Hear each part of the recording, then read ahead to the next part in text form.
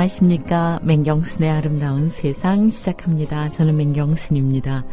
오늘 모두가 좀 마음이 무겁습니다. 경주 마우나 리조트에서 사고당한 대학생들의 소식이요. 한 그 어머니가 미안하다, 엄마가 아무것도 해준 게 없다고 오열하는 그 장면을 봤어요. 왜 미안하다고 했을까?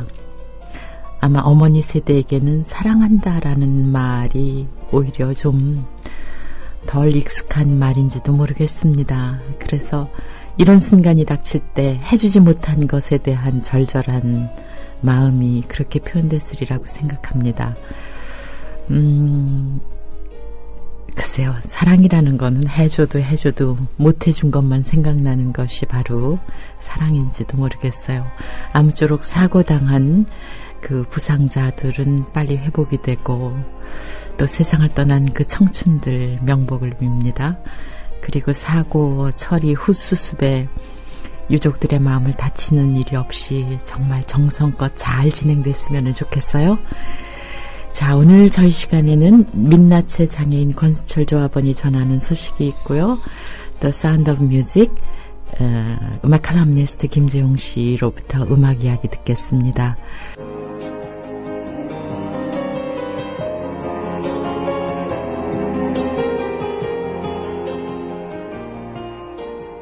네, 어제 피카소 영화 이야기 들었는데 그 이후에 피카소 사진과 그 피카소가 그 우산, 커다란 양산들 그 진로를 받쳐주는 로버트 카파 사진, 정말 피카소를 이렇게 단숨에 알아볼 수 있는 그런 사진 올려주신 나르데스님, 또 지영팬님 사진 오늘 제가 봤어요. 고맙습니다. 아줌님, 맹철호님 어제 끝나기 전에 글 주셨네요. 오늘 8시 15분에 젊은 6월님 이스탄불의 블루모스크 사진 올리셨더니 사진은 안 올라왔어요. 네, 치우지아님 어제 내란음모 사건 판결로 사법부에 사망을 신고합니다 하셨어요. 굉장히 착잡하셨던 것 같아요.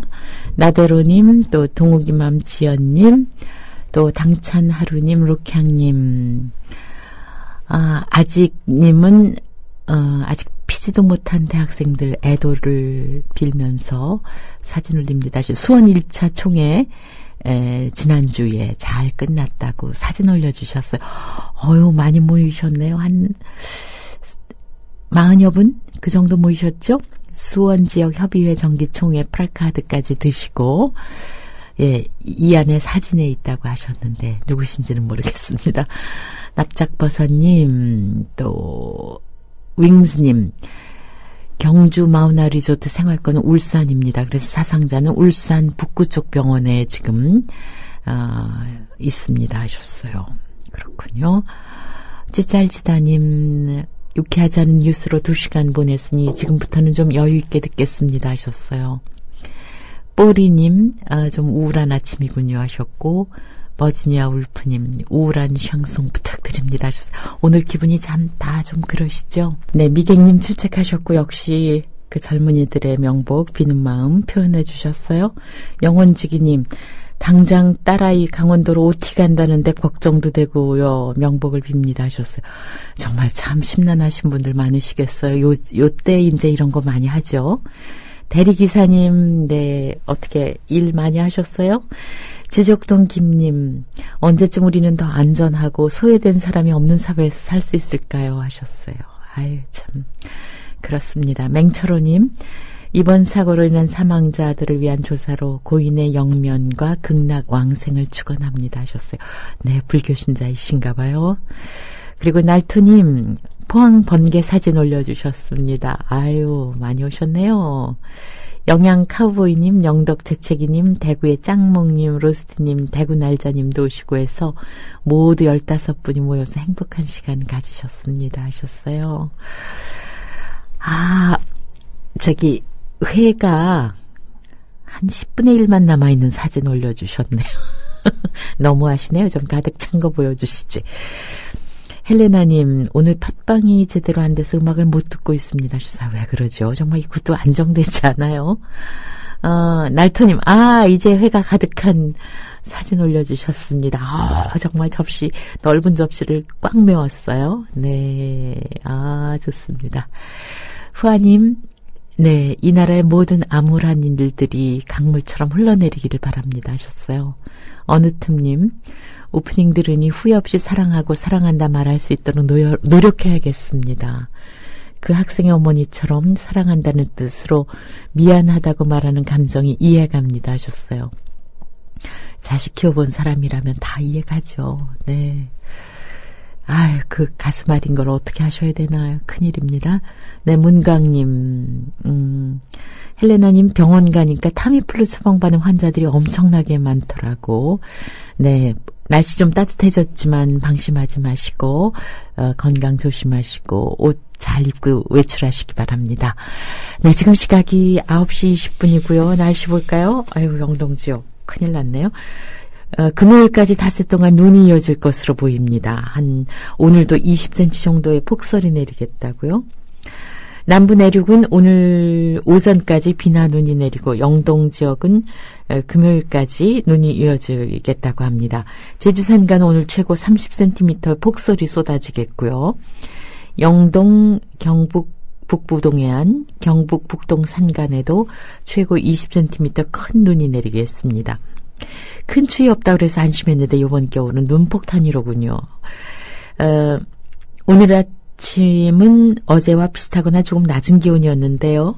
낮 기온은 서울 6도, 강릉 1도, 대전 8도, 대구 6도, 어제와 비슷하거나 1, 2도 정도 낮은 그런 기온을 보이겠습니다.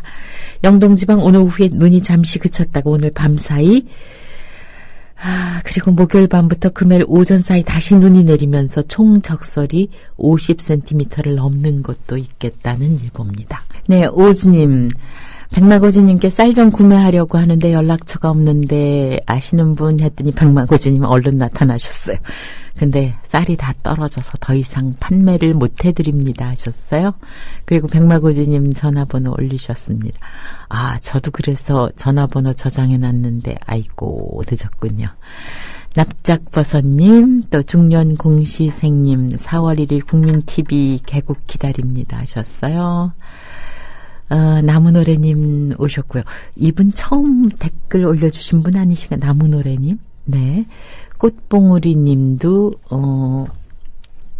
매일 보는 그런 닉네임은 아니신 것 같아요.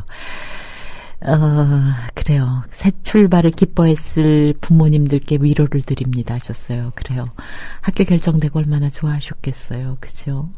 윙스님, 신입생 오리엔테이션 꼭 리조트에서 해야 되나요? 학교에서 하면 안 되나요? 즐거운 기분으로 좀 떠들썩하게 즐겁게 하자는 마음이 그렇게 됐겠죠. 네.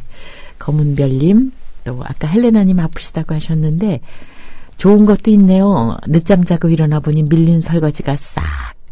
남편 출근도 못 봤는데 남편이 아침 일찍 설거지 해놓고 출근했네요. 우후 하셨어요. 우리 여기 댓글 게시판에 자랑 계좌 하나 만들어 놓으면 어떨까요? 한 3,000원? 5,000원? 이런 자랑. 설거지니까 한 3,000원? 모르겠습니다. 네, 그래요. 이렇게 또 몸 아픈 가운데도 좋은 것을 찾아내시는 헬레나 씨 마음의 눈이 참 좋으십니다.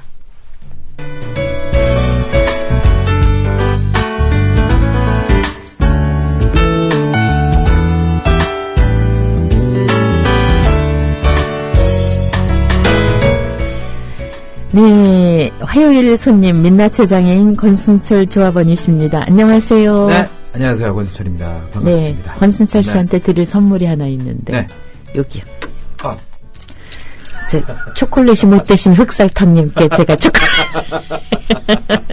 고맙습니다. 리얼이었습니다. 네, 이거 진짜예요. 네. 네. 그런데 오늘도 참 온 얘기를 하지 않았을까요? 근데 오늘 권순철 씨는 그냥 모르고 입고 나오셨겠지만 그렇죠. 제가 딱 보니까 올리브 그린의 이거 패딩이에요? 네. 패딩 점퍼를 입고 오셨는데 올리브 그린색. 제 권순철 씨한테 색깔 얘기해서 참 미안한데 참 멋있는 색이에요. 알고만 네. 있죠. 올리브 그린이라고. 네. 네. 근데 이것도 어머니가 사주셨어요? 예, 저 옷은 어머니께서 이제 계속 고르시고요. 네. 그렇습니다. 근데 그래서 제가 여쭤봤어요. 아, 어머니 방송 들으시면은 제 칭찬 안 해주시려고 네, 하는데 그러니까요. 요것만 딱 듣고 끊는. 어머니께서 그 스마트폰으로 사실 그 50이 넘으셨기 때문에 저희 네, 어머니도 네. 스마트폰을 참 잘 이용하시는 편은 아니세요. 네. 그런데도 불구하고 네. 제 방송을 딱 들으세요. 네. 들으시고 끄세요. 너무하시네. 네, 끝까지 좀 들으시면 좋을 텐데 라는 생각을 해보게 돼요. 지금도 듣고 계실지 몰라요. 이러시겠지만, 아, 그 사람, 옷 보는 눈이 있는 거 아시겠죠? 그러니까. 그래요. 참, 어머니가 참 좋은 분이셔요. 왜냐면 저는 아들 옷 사러 갔다가도, 아, 젊은 애가 이거 안 입으면 어때? 그러고 제 거 사가지고. 아, 그렇군요. 네. 네, 어머니 좋으신 분이세요. 네. 방송 조금 더 들으세요. 네, 오늘은 어떤 분 만나고 오셨어요? 예, 역시 김민아 차장님은 직접 또 소개를 해주시죠. 네. 목소리를 한번 확인해 보시죠. 네. 저는 시각장애인 사진작가라고 할게요. 김준범이라고 하고요. 사실은 사진작가라고 하기 좀 뭐하고요. 예를 들면 제가 되고 싶은 거는 앤디 워홀을 좀 모토로 삼고 있어요. 팝 아티스트인데요. 그 사람은 사진도 찍기도 했었고 이렇게 실크 스크린. 아, 그러니까 팝 아티스트 하면은 우리가 보통 그냥 들을 때는 무슨 노래를 할 가수인가 이게 아니라 그냥 팝 아트. 네. 그렇죠? 네, 대중 네. 미술이라고 보면 되겠죠. 네. 근데 이분 실명원이는 역시 RP. 망막 입니다. 색소변성증. 네. 네. 네. 확률적으로 그리 많지 않은 게 RP인데, 네. 그러나 이제 시각장애인계로 들어오게 되면 네. 좀 많은 것 같더라고요. 제가 주위에 네. 보면 RP들이 흔히 RP로 실명한 사람들이 조금 많아 보일 정도라고 말할 수 있을 것 같습니다. 아, 그러면 이분은 전혀 보이지 않습니까? 아, 그렇지 않고요. 보행이 전혀 불편하지 않은 저시력인입니다. 네. 하지만 정한인들에 비해 눈이 좋지는 않죠. 그렇겠죠. 네. 지난번에 김성현 씨 경우는 아주 어렸을 때 실명했다고 그랬잖아요. 네네네. 알피인데. 네.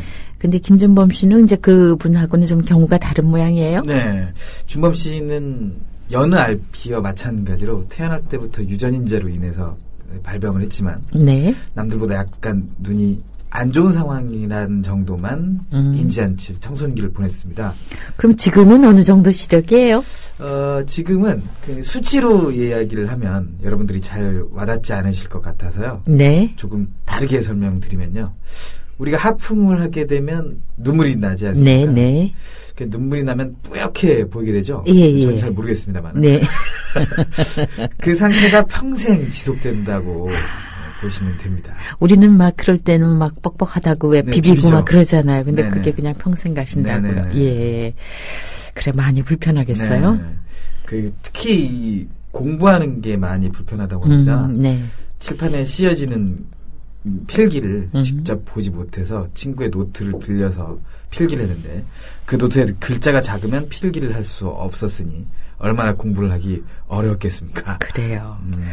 아유, 정말 이렇게, 이런 것 뿐이겠어요. 공부는 물론이고 참, 어렸을 때는 철들이 없어서 그렇죠. 이런 맞아요. 어려움 갖고 있는 친구들 막 놀리잖아요. 네. 아무래도 눈이 좋지 않다 보니까 친구들의 네. 놀림이나 왕따가 조금 있었다고 하는데요. 네. 하지만 준범 씨는 친구들의 놀림과 왕따를 나름의 방법으로 해결했다고 합니다. 직접 한번 들어보시죠. 네. 중학교 때 좀 놀림을 심하게 많이 받았었던 적도 있었는데 왕따도 당한 적도 있어요. 근데 저 스스로가 저 스스로를 인정하고 나니까 오히려 왕따가 없어지더라고요. 저 스스로의 문제를 제가 인정하고 나니까 스스로의 문제를 인정했다는 건 그러니까 눈이 안 보이는 건 당연한 거예요, 저한테 있어서. 그래서 남들한테 왕따를 시키는 애들을 저는 이해시키려고 노력은 하지 않았고요. 그런 애들하고 놀지 않고 시각장애 학교와는 달리 학급이 굉장히 많거든요, 일반 학교는. 그래서 전 다른 친구들하고 놀면 됐어요. 그래서 왕따를 하는 아이들을 설득시키기보다는 네, 그냥 다른 친구 사귀는 게 낫거든요. 나를 이해해줬던 네. 친구를 만나서 네, 그래서 그때 친했던 친구들이 아직도 친한 친구들이 계속 만나고 있고요. 고등학교 때는 제 학교에서 고등학교를 제가 이제 공부를 좀 못했기 때문에 다른 지역에 있는 학교로 갔어요. 근데 오히려 그게 좋은 계기가 돼서 학교에서 학교 행사나 축제나 이런 거 거의 다 제가 맡아서 했고, 친구도 굉장히 많아서 친구들끼리 막 겨울방학 때 모여서 같이 군밤, 군고구 이런 것도 팔기도 했고요. 막 추억이 많았던 학창시절 보냈던 것 같아요. 네. 인정한다. 네. 이런 태도가 네. 그래도 그 스트레스를 좀 줄이셨나 봐요. 그죠? 줄일 수 있었다고 합니다. 그런데 이 장애가 없는 사람도 평범한 사람들도 왜 살다 보면 고비가 네, 있잖아요. 맞습니다. 근데 준범 씨도 그랬겠죠? 네, 원래 준범 씨는 대학에 큰 욕심이 없었다고 합니다. 아까도 네, 좀 다른 지역에 고등학교를 갔다고 또 했잖아요. 네, 네. 그런데 생각보다 잘 본 수능 시험 때문에 한 전문대 공예 디자인과에 입학하게 되는데요. 네. 준범 씨가 졸업 작품을 준비할 때 굉장히 무리를 많이 했다 보니 시력이 급격하게 떨어지게 됐다고 합니다. 네. 그래서 준범 씨는 다니던 학교를 휴학하게 됐고 네. 그때부터 내가 뭘 해야 하나는 생각과 함께 방황기에 접어들게 됩니다. 네. 살 길을 찾아보자 해가지고 좀 방황을 하던 시기에 있었어요. 방황 시기는 어느 정도? 1년 정도 방황을 했겠죠. 뭐 하고 지냈어요? 사이비 종교에도 빠져보고요. 어느 정도? 대선진리라는 거기 저랑 같이 학교에 다니던 이제 여학생이 있었는데 그 학생이 대순진리회라는 곳에서 굉장히 큰 화보를 이루고 있는 수장급의 따님이었던 거예요. 그래서 좋은 데 있는데 같이 가자 이런 식으로 얘기하더라고요. 그래서 따라가는데 거기는 한복하고 양복을 입어야 된다. 한복에 양복. 근데 제가 그때 양복이 어디 있겠습니까? 가난한데. 그래서 양복이 없다 못 간다 막 이렇게 얘기하고 막 그냥 양복을 사준다는 거예요. 사줘가지고 양복 한 벌 맞추고 그걸 입고 갔더니 막 여줄 가서 막 절하고 막 또 그런 일도 있었군요. 그러니까요. 네, 네. 네.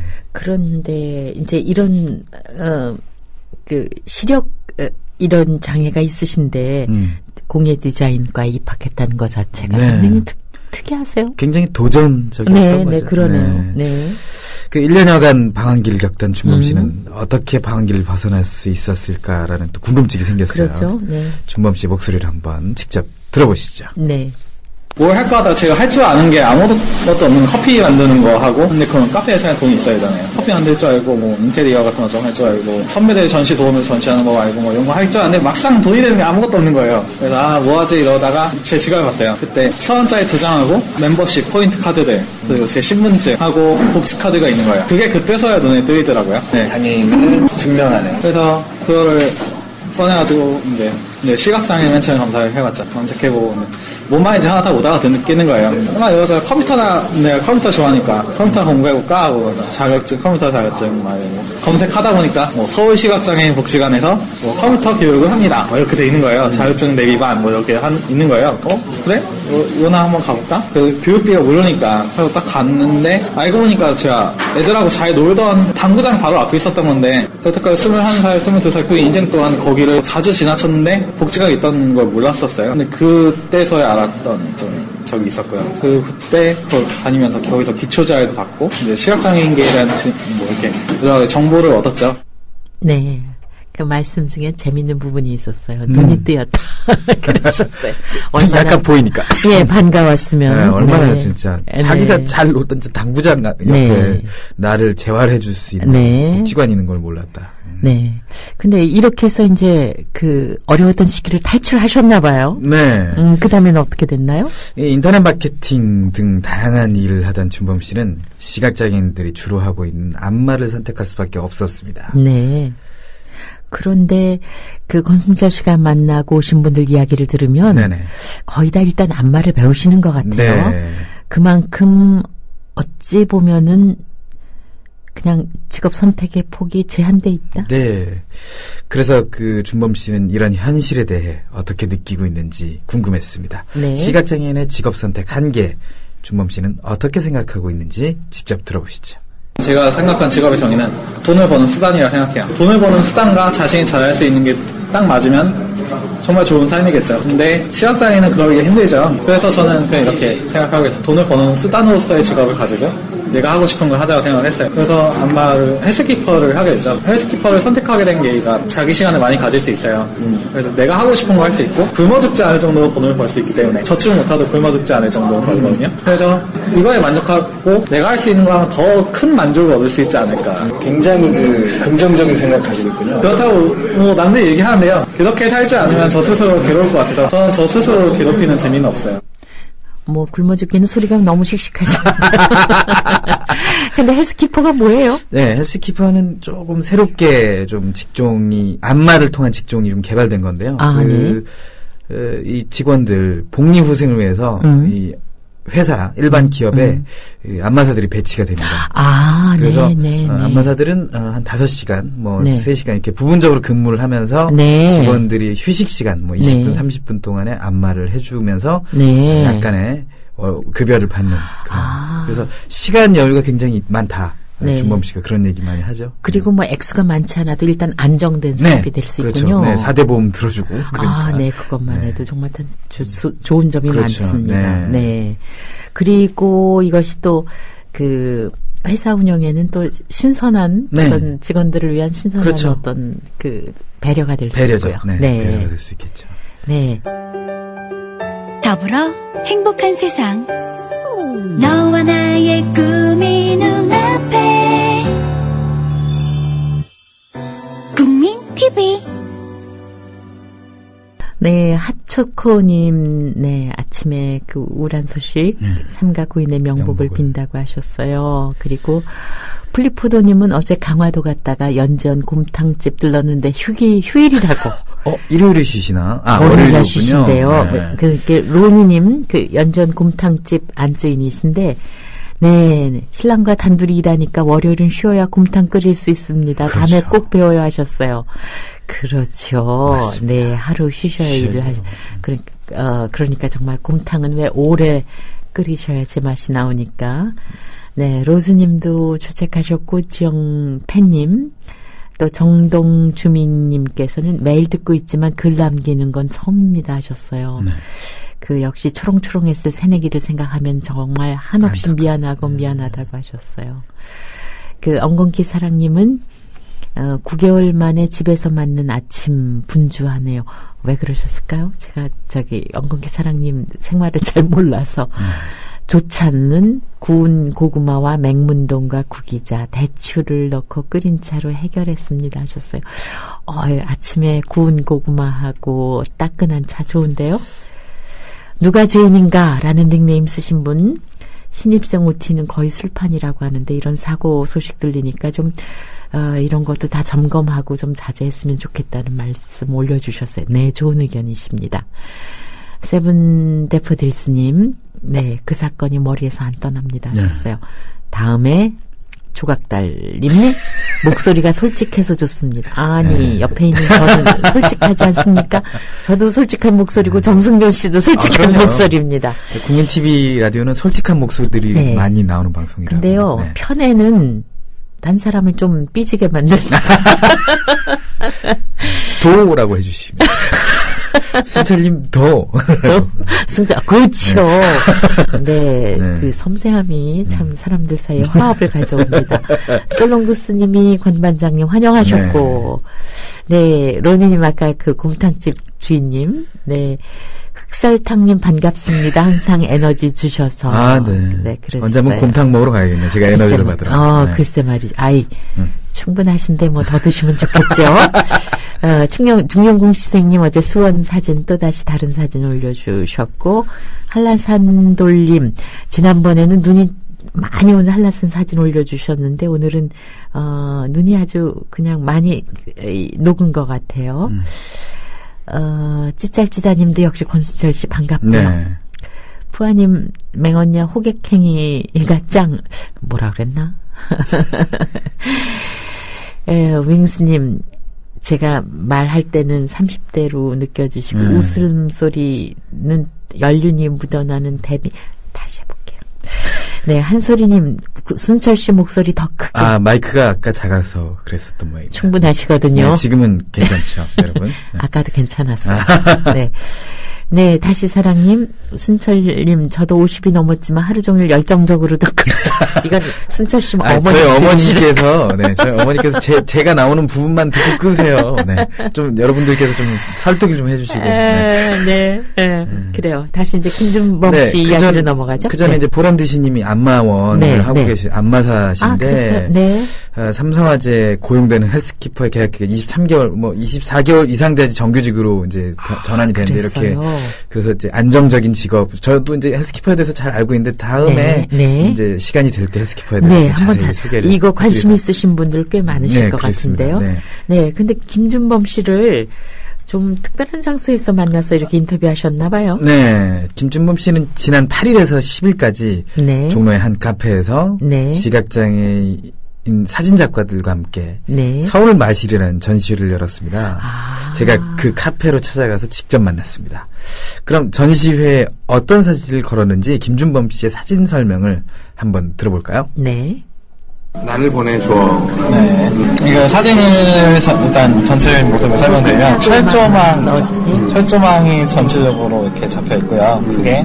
그 뒤로 흐릿하게 용산역에서 남영역으로 가는 철로 하고 이걸 거기로 이게 사진이에요. 철로가 있고 철로로 지금 용산역에서 남영역 방향 차 한 대가 지나가고 있는 모습이 살짝 찍혀 있고요. 그 옆으로 지금 앉아 계신 부분 살짝 아래쪽이 삼각지 매화기가 있는 부분 살짝 찍혔고요. 용산 소방서가 찍힌 모습이 있고요. 그 뒤로 뭐 아파트 단지 뭐 이런 게 전체적으로 보여요. 재개발 단지 뭐 그런 것처럼 개발된 구역과 안 개발된 구역 뭐 이런 식으로 이제 찍혀 있고 사진의 의미를 말씀드리면 삼각지 기숙사 매화기 기숙사에서 주무신 적은 없으시죠? 거기서 자면은 밤에 용산역을 출발하는 화물역 차선이가 은은하게 들려요. 매화기 기숙사 생활을 하면서 밤에 이불을 덮고 딱 누우면 여행을 떠나고 싶다는 생각이 들어요. 그 생각을 하면서 매일 잠들었었는데 그 생각을 하면서 우리 전시 주제가 서울 마실이에요. 서울 마실 산책이라고 하잖아요. 정원인데 산책을 할 때 산책 걷고 뛰고 전철을 통해서 왔다 갔다 하실 수도 있고 드라이브를 할 수 있고 하지만 저희는 걷거나 지하철을 타거나 밖에 없잖아요. 그런 마음을 전체적으로 제 사진 전체에 좀 표현하고 싶었어요. 그래서 이 사진은 철조망으로 인해서 우리 철조망 자체가 저희 시각장애를 뜻한 거고요. 답답한 현실 그걸 뜻한 거고 그 너머로 보이는 철조망 너머로 보이는 철로에 이렇게 지나가는 거는 저의 욕구를 표현한 거죠. 떠나고 싶고 뭐 혼자서라도 한 대가 지나가고 있거든요. 그냥 철로가 한 3개 정도 나와 있는데 그중에 한 군데만 차가 지나가고 있어요. 혼자서도 여행을 떠나고 싶은 그러지 못하는 경우가 많잖아요. 그런 마음을 표현해본 거기도 했고 그래서 제목이 나를 보내줘가 된 것 같아요. 그래서 네, 사실은 그 김준범 씨 외에 시각장애를 가진 분들이 네. 어떻게 사진을 찍고 전시회를 할까 궁금하긴 한데 네네, 그래서 뭐 얘기하시겠죠. 네. 근데 이렇게 전시회 가진 무슨 계기가 있었나요? 네, 당초 준범 씨는 시각장애 사진작가들과 함께 프레임 프로젝트라는 그룹을 만들어서요. 네. 6월에 사진 전시회를 열려고 생각을 했었다고 합니다. 하지만 엉겁결에 응모한 프로젝트에 선정돼서요. 2주일 만에 결과를 내야 하는 상황 때문에 네. 어렵게 장소도 섭외하고 네. 사진도 찍어서 전시회를 급하게 열게 됐습니다. 준범 씨는 이 전시회를 6월 전시회의 에피타이저라고 생각하면 된다라고 말했습니다. 말씀도 재미있습니다. 네. 근데 이 전시회라는 게 가지시기도 어렵지만 또 권순철 씨 같은 그 시각장애인이 가서 이렇게 감상하기도 어려울 것 같아요. 네. 처음에 찾아갈 때는 그런 줄 알고 네. 그냥 기대 없이 갔었는데요. 그렇지 않았습니다. 사진을 직접 찍은 작가와 서포터들의 자세한 사진 설명이 제공됐고요. 네. 촉각으로 만지는 사진, 소리로 듣는 사진 전시도 매우 이채로웠습니다. 소리를 찍는 사진이 뭐예요? 소리로 듣는 사진 간단합니다. 네. 사진을 찍는 장소에서 사진을 찍음과 동시에 네. 녹음도 같이 하게 됩니다. 네. 그 녹음된 소리와 함께 서포터의 사진 설명을 들으면 네. 보이지 않는 사람도 사진을 이해할 수 있게 됩니다. 이해하게 된. 네. 글쎄, 그것도 이제 학습이겠죠. 그렇죠. 그죠? 네. 네. 그래요. 정말 이 권순철 씨 얘기를 들으면은, 장애를 가지신 분들의 활동이라든가, 이 관심 세계가 이렇게 달라지고 네. 넓어지고 변화하고 있구나. 그렇습니다. 실감하게 됩니다. 그런데 프레임 프로젝트에는 꼭 시각장애 가지신 작가들만 참여해서 하시는 건가요? 아닙니다. 한 대학생 자원봉사단체가 참여했는데요. 네. 그 이야기는 프레임 프로젝트에서 활동하고 있는 대학생에게 직접 들어보도록 하죠. 네. 프레임 프로젝트 매니저 나재영입니다. 서울과학기술대학교 행정학과 3학년에 재학 중이고요. 이 프로젝트 이름은 프레임 프로젝트인데요. 저희는 이넥터스라는 대학생 비영리 단체에서 활동을 하고 있어요. 이 이넥터스라는 단체는 전 세계적으로도 30여 개국에서 같이 활동을 하고 있고 이제 저희 국내에서는 30여 개의 대학교 내에서 동아리 형태로서 같이 활동을 하고 있거든요. 저희 이넥터스는 지역사회의 긍정적인 변화를 일으키기 위해서 대학생들이 프로젝트를 기획하고 실제로 실행하는 것까지 때까지 이렇게 이어나가는 게 저희의 주된 활동입니다. 네, 그래서 저희 프레임 프로젝트는요, 그 30여 개의 대학교 중에서 서울과학기술대학교라는 학교 내에 있는 이넥터스 동아리 중에 하나의 프로젝트인 거죠. 저희 프레임 프로젝트는 사진이라는 프레임을 통해 사회 편견이라는 프레임을 부순다라는 슬로건을 가지고 활동을 하고 있어요. 사진작가 네 분과 같이 저희 팀원이 같이 사진전을 이렇게 꾸미는 거를 목표로 하고 있습니다. 처음에 그 인천해강학교 잠상이라는 사진부를 먼저 접하게 됐어요. 그래서 그 담당 선생님이신 이상문 선생님을 찾아뵙었고, 거기서 이제 김현수 작가님을 소개를 받아서, 그리고 김현수 작가님이 또 이제 다른 작가님 분들을 같이 섭외를 해주셔서 같이 하게 되었습니다. 사실 사진전을 기획하는 게 저는 사진에 대해서 전문적으로 배운 학생이 아니라서 사진전을 약간 가볍게 생각하고 있는 그런 게 없지 않아 있었어요. 디스플레이를 하고 이렇게 하면 되지 않나. 그런데 내 사진을 어떻게 배치하고 전시전을 어떤 구도로 할 것인가 이런 거에 대해서 많이 고민을 해야 되더라고요. 그런 거에 대해서 이번에 많이 알 수 있었고, 작가님들이랑 촬영을 다니고 이제 작가님들 사진을 받아보면서 제가 사실 스스로 가지고 있었던 편견을 많이 깰 수 있었어요. 예를 들면 김영민 작가님 같은 경우에는 이제 저랑 같이 사진을 찍으러 다녔는데요. 사진 찍으실 때 담벼락을 위주로 이렇게 찍으시는 거예요. 아, 이게 무슨 의미를 가지고 찍으시는 걸까 이렇게 의아해했었는데, 시각장애인분들이 유도블록이 없으면 돌아다니기 힘든 접근성이 낮은 그거를 사진으로 표현하기 위해서 일부러 담 위주로 찍으시는 그런 게 있으시다고 말씀해 주셨어요. 그 말을 듣고, 사진은 사실 삶에 있어서 필수적인 요소가 아니잖아요. 자신의 느낌이나 생각이나 의견 같은 거를 표출해내는데 사진이 정말 중요한 도구이고 시각장애인 분들에게도 큰 의미를 가지고 있구나, 이런 생각을 하게 됐습니다. 아, 근데 이 학생도요. 네. 여기 프로젝트에 참여하면서 이 장애를 가지신 분들도 이렇게 할 수 있구나 하고 놀라셨을 것 그렇습니다. 같고, 네. 권순철 씨가 인터뷰할 때 더 놀랐을 것 같아요. 그래서 그랬을 수도 있지 않을까 하는 생각도 들어보네요. 네. 근데 이제 김준범 씨 같은 경우는 이제 약간 보이는 것을 그야말로 프레임으로 생각하셔서 네네. 이렇게 사진을 찍을 수 있는데, 완전히 안 보이는 그런 장애를 가지신 분한테는 이거 힘들지 않을까요? 저도 사실 사진을 찍는 전맹이 아니라 네. 이 부분이 많이 궁금했습니다. 네. 준범 씨 목소리로 직접 한번 들어보시죠. 전맹 시각장애인이 사진을 찍는다라고 할 때 기술적으로는 두 가지로 할 수 있어요. 소리와 촉각인데요. 인물 사진을 찍을 때 상대방의 위치를 알 방법은 소리잖아요. 너무 가까이 찍으면 그 사람의 한 부위밖에 안 나와요. 그래서 전명 시각장애인들은 그 사람하고 3걸음 차이에서 찍으면 상반신 사진이 나와요. 그리고 4걸음에 5걸음을 하면은 머리에서부터 무릎까지, 그리고 6걸음에 7걸음 정도 거리가 벌어지는 곳에서 찍으면 전신 사진을 찍을 수 있어요. 그 곳에서 그 사람한테 스마일하고 웃어보세요. 스마일하고 웃잖아요. 스마일 이렇게 말해보세요. 그러면은 말소리가 들리는 곳으로 카메라 렌즈를 갖다 대고 셔터를 누르는 거죠. 그러면 초점도 굉장히 잘 맞고요. 자기가 원하는 구도의 사진을 찍을 수 있어요. 그리고 촉각으로 만지는 사진인데, 이건 정물, 사물을 찍을 때 보통 많이 하죠. 사물을 만져보고 거기에 렌즈를 갖다 대고 셔터를 갖다 대고 거기에 차근차근 재면서 사진을 찍는 방식이 있죠. 그런 식으로 찍기 때문에 시각장애 사진을 찍는다 안 찍는다는 얘기를 할 수 없는 거예요. 누구나 사진을 찍을 수 있어요. 왜냐면 셔터만 누를 수 있다는, 뭐 전신 마비가 되신 분이라면 좀 힘들겠지만 그분들도 소리로 말로써 할 수 있어요. 지금 기능이 좋아서 누구나 사진을 찍을 수 있기 때문에 누구는 사진을 찍고 안 찍고가 없다고 생각을 해요. 네. 정말 장애를 가지신 분들의 이 이야기를 들어보니 생의 모든 순간에 전력을 다해서 네.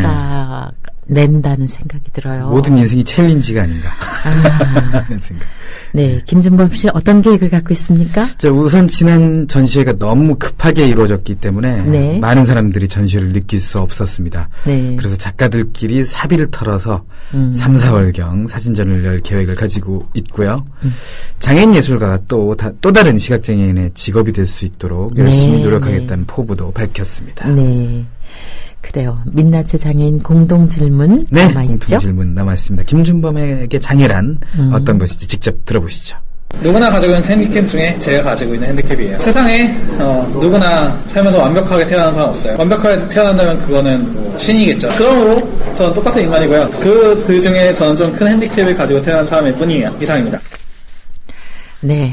정말 대단하신 분입니다. 근데 목소리에 이렇게 힘이 들어가 나 대단한 사람이야 이게 아니고 그야말로 최선을 다해 사는 젊은이의 네, 목소리예요. 그렇습니다. 아, 참 감명 깊습니다. 네. 네, 오늘도 민낯의 장애인 순서를 정성껏 마련해 주신 권순철 조합원님 고맙습니다. 네, 고맙습니다.